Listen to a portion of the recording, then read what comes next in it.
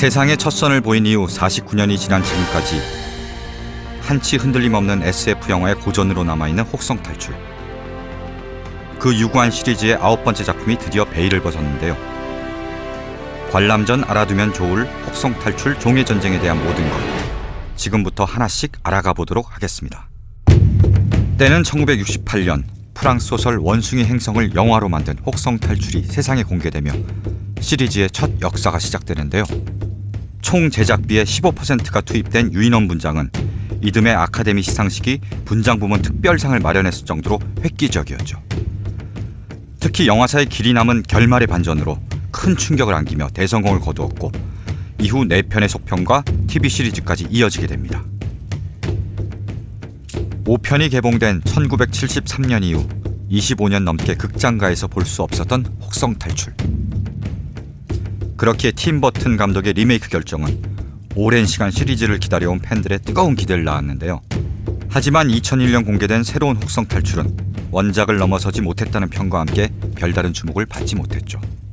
그렇게 다시 묻히는 듯 했던 혹성탈출은 10년 만인 2011년 프리퀄 3부작의 첫 편인 혹성탈출 진화의 시작을 내놓으며 시리즈의 리부트를 시도했는데요.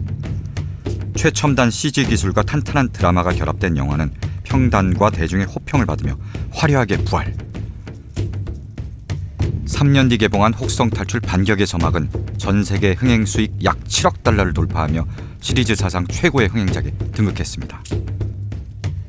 그리고 2017년에 돌아온 혹성탈출 종의전쟁.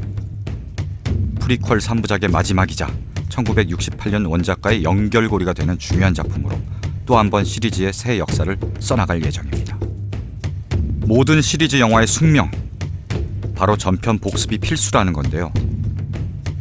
인간과 유인원이 종의 명운을 걸고 최후의 전쟁을 벌이는 혹성탈출 종의전쟁에 이르기까지 과거 이들이 겪어온 갈등의 여정을 되짚어보도록 하겠습니다.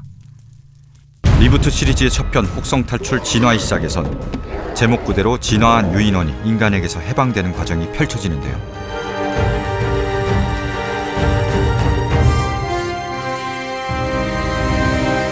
그 시작은 과학자 윌이 치매 환자인 아버지를 위해 개발 중이던 신약에서 비롯됩니다. 손상된 뇌기능을 회복시킬 치료제에 임상실험을 위해 투입된 유인원들. 곧 인간의 버금가는 지능을 갖게 되지만 예상치 못한 사고로 실험이 중단되면서 모두 안락사를 당하고 말죠. 그중 유일하게 살아남은 어린 침팬지 시저는 윌의 손에 자라나게 됩니다. 그러던 어느 날 우연히 들어가게 된 동물보호소에서 인간들에게 억압당하고 있는 유인원들을 마주하게 된 시저. 윌의 집에서 가져온 치료제로 유인원들의 지능을 높여 그들을 해방시키기에 이릅니다.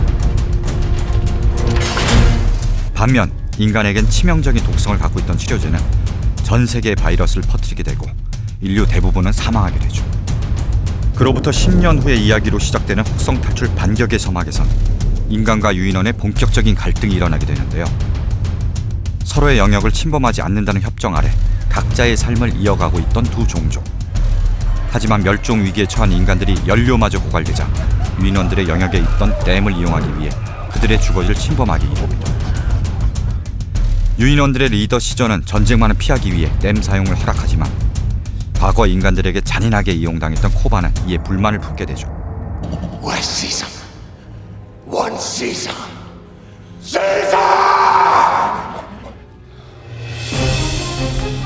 인간과의 공존을 주장하는 시저와 인간을 멸종시키려는 코바의 갈등은 곧 유인원 내부의 분열로 이어지게 되고 결국 코바를 선두로 한 일부 유인원들이 인간 마을을 공격하면서 인간과 유인원 간의 전쟁이 시작됩니다. 혹성탈출 종의전쟁은 그로부터 2년 뒤의 시간을 배경으로 하는데요. 나날이 진화해가는 유인원들과 달리 하루가 다르게 퇴화하며 멸종 직전에 이른 인간들.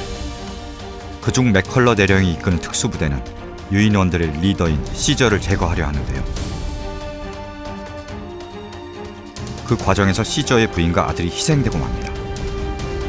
지금껏 인간과의 공존을 주장해왔던 시저는 가족을 잃은 분노로 직접 인간과의 전쟁에 나서게 되는데요.